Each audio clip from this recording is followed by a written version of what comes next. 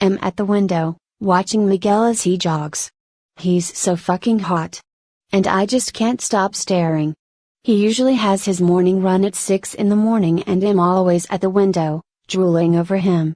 Miguel is the second-born son of one of the wealthiest family in Ensenada, one of the most beautiful city in Mexico. My mom works here as a servant. We stay at the servants' quarter, which is close to the field, and that's how I get to watch Miguel every morning for as long as I can remember. My mom started working here when I was 3 years old, and so Miguel and I have been friends ever since we were little. He's about 4 years older than me, and he's already done with college. He's never shown any love interest in me, but it's all good. Kind of. I'm sure the only reason he can never like me, romantically, is because he still sees me as a child. I know this because he calls me Little Phoebe.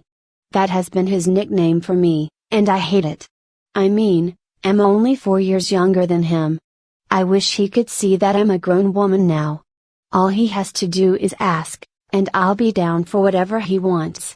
I would say Miguel is the hottest guy in the whole world, but that will be an understatement. This guy is hotter than the sun.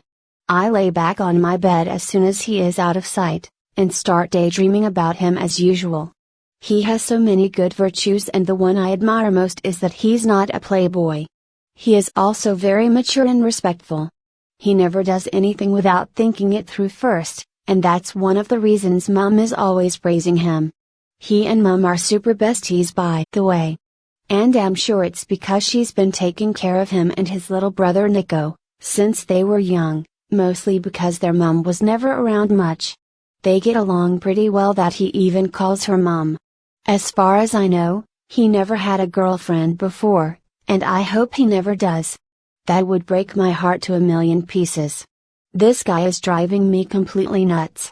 Sadly, I know, he'll never be mine, and I've actually come to terms with that. My heart will always be content as long as I get to see him.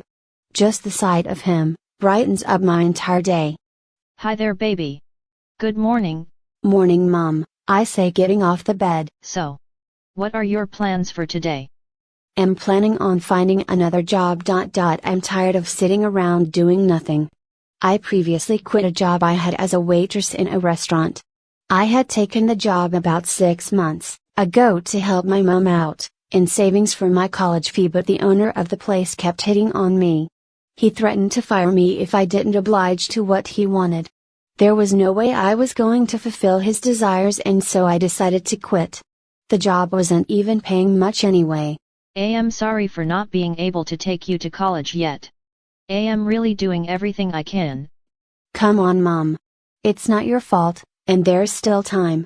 I promise I'll make sure you go to college. I won't let all your smartness go to waste. Okay, Mom. Can you make me your delicious pancakes? Am really hungry. I say, trying to change the subject. Mom is not paid much here, but whatever she makes keeps us going, and at least we have a roof over our heads. I really hate it when she blames herself for things she doesn't have control over. She always blames herself for my dad leaving us. He left when Mom was a few months pregnant. The story is that my mom and dad met here in Mexico, as Dad was touring the place.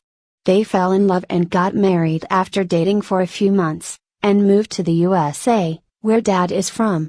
Dad never wanted children, and when my mom got pregnant accidentally, he ordered her to abort. When my mom refused, he kicked her out of his house.